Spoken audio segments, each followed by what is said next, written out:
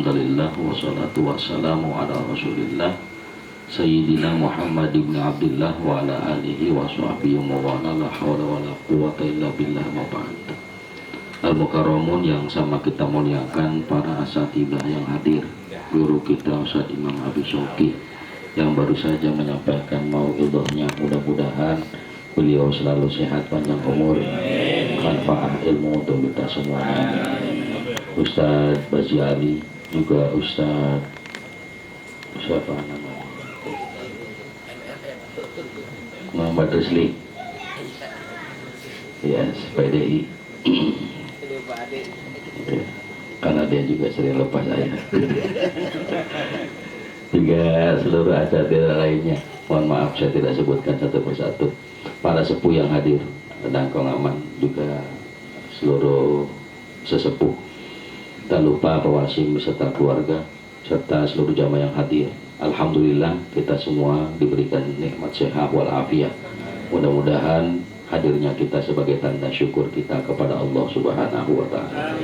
Hadirin yang dirahmati Allah, ada ruknun min arkanis shalah, salah satu rukun dari beberapa rukun sholat. Karena kita kenal rukun sholat itu ada qauliyah, ada fi'liyah, ada yang sifatnya ucapan, ada sifatnya itu perbuatan. Maka harus sinkron. Rukun ucapan itu wajib ada ketika seseorang melaksanakan sholat. Sampai-sampai dalam bab suratul Fatihah, ketika seseorang nggak bisa baca Al-Fatihah, boleh diganti dengan surah lain seukuran Al-Fatihah atau 7 ayat. Kalaupun nggak bisa juga boleh diganti dengan zikir seukuran Al-Fatihah durasinya. Kalau zikir nggak bisa pun bahkan disuruh diam saja, durasinya sama dengan Al-Fatihah. Kemudian ada baca at-tahiyatul mubarakatuh sholawatu thayyibatu lillah, itu di akhir, itu qauliyah.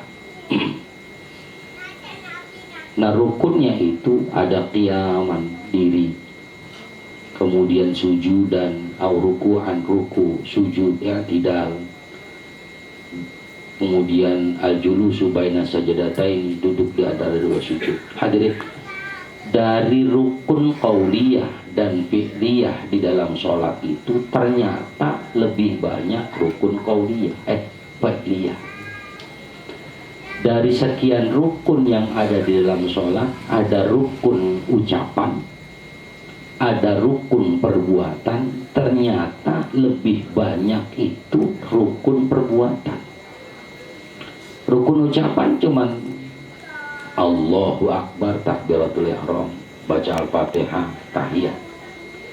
Tapi rukun perbuatan, dirinya, rukuknya, sujudnya, i'tidalnya, duduk di antara dua sujudnya, duduk akhirnya, itu merupakan rukun perbuatan lebih banyak dari rukun perkataan atau ucapan. Karena sholat itu awwalu ma yuhasabu bihil abdu yaumal qiyamah, yang pertama kali dihisab oleh Allah adalah sholatnya. Hadirin, maka seluruh perkara di dalam sholat adalah hal penting, termasuk mengambil iktibar atau pelajaran dari sholat itu pun penting. Apa yang bisa diambil, hadirin yang dirahmati Allah, ternyata dari jumlah rukun perbuatan yang lebih banyak daripada rukun ucapan itu, yang kita bisa ambil bahwa setiap kita yang paling akan sering ditanyakan oleh Allah adalah perbuatan kita. Maka tanda orang beriman pun, hadirin yang dirahmati Allah Subhanahu wa ta'ala, adalah amilus shalihat, berbuat baik.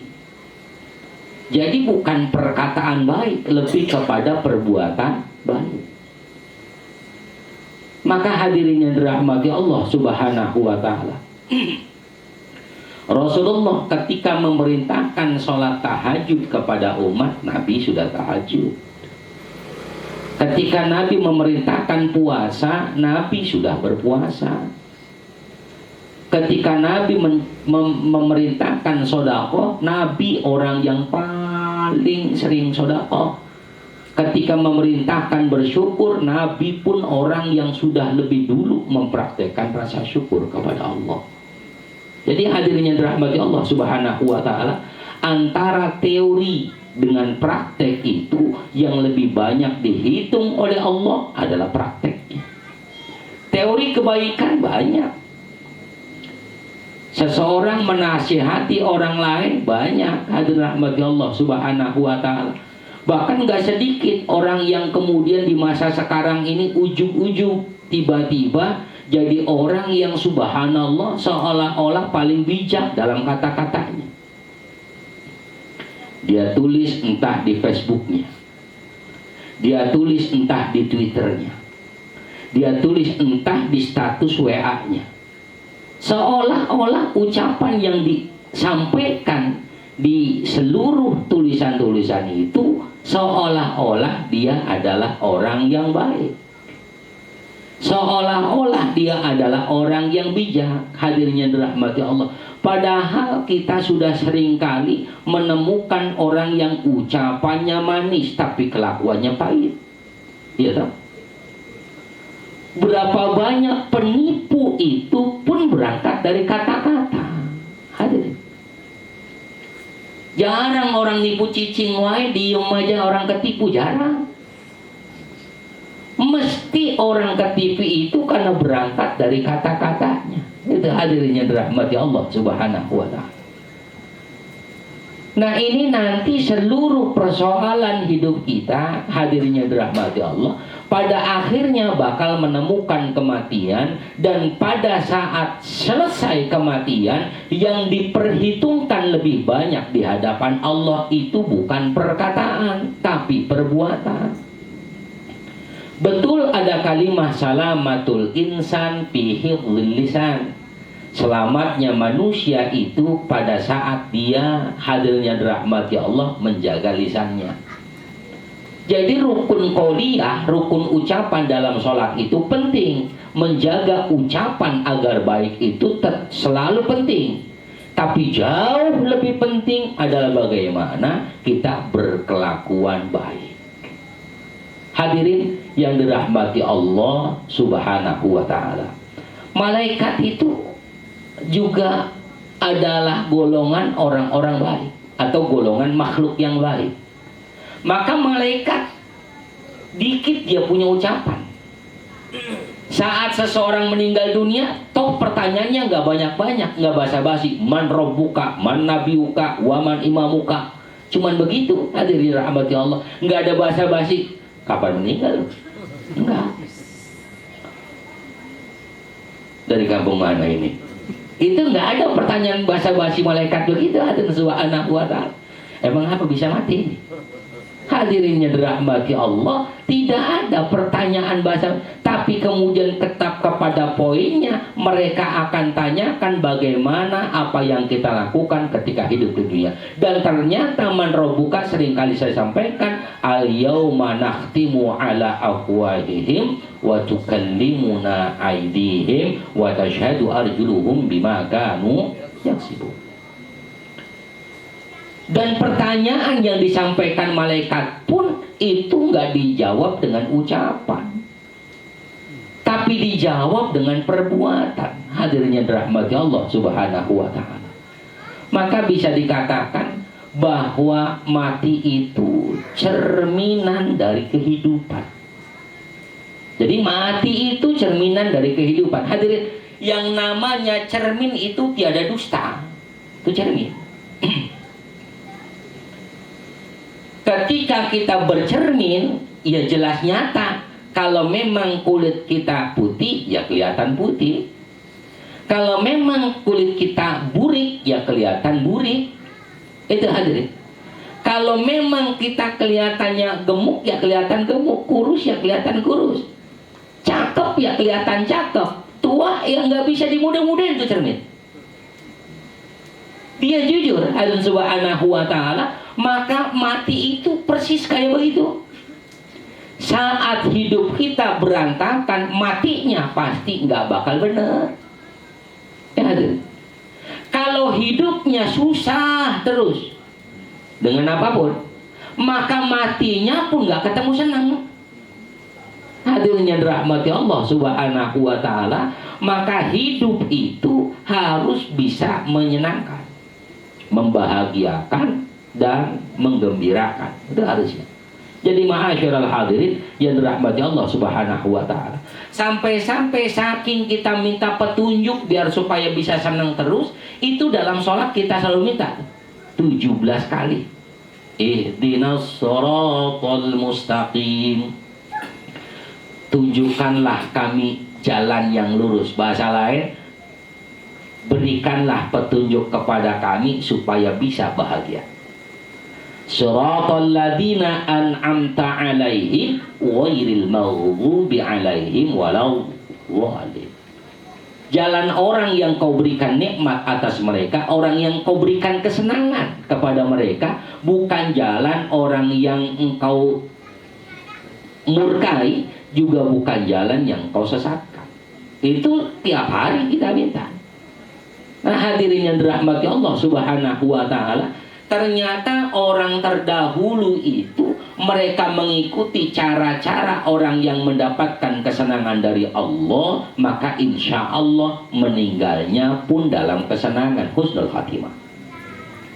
Banyak kan ada, kalau doa Ustadz Bazi Ali itu sering disisipkan ayat Quran. Ya ayyatuhan nafsul mutmainnah irji'i ila rabbiki radiyatan mardiyah fadkhuli fi ibadi wadkhuli jannati. Itu kali.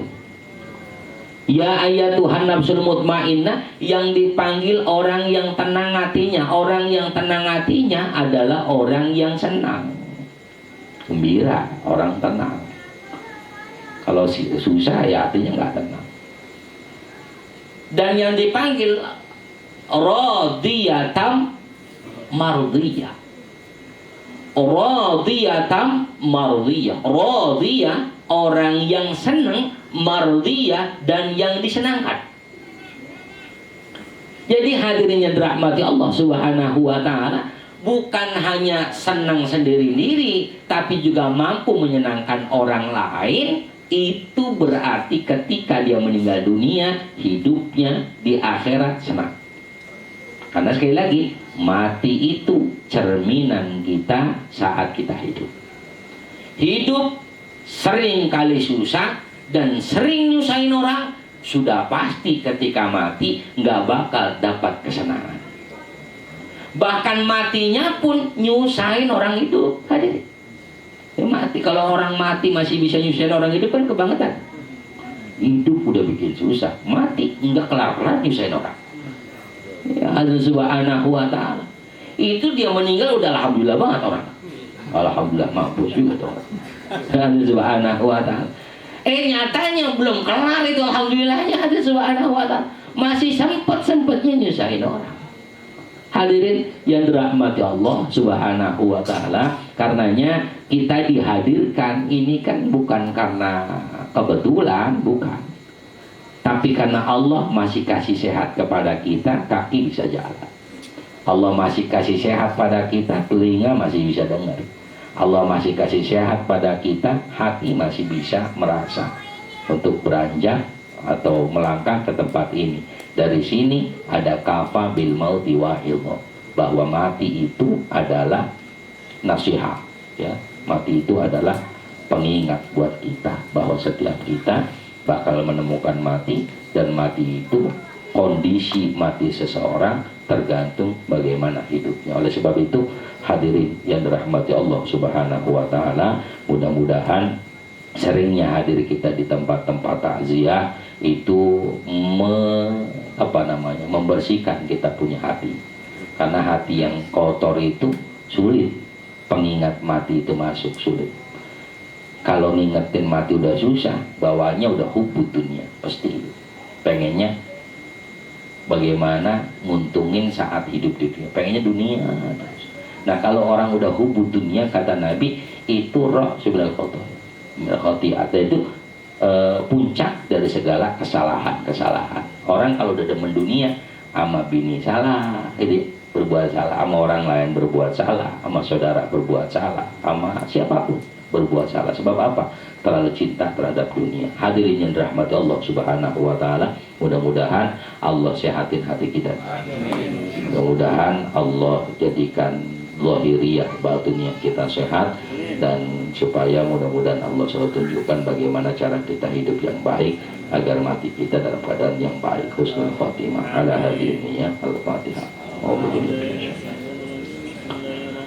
Alhamdulillahirabbil alamin arrahmanir rahim maliki yaumiddin iyyaka na'budu wa iyyaka nasta'in ihdinas siratal mustaqim shiratal ladzina an'amta 'alaihim ghairil amin. Dari saya mohon maaf, cukup sekian. Assalamualaikum warahmatullahi wabarakatuh.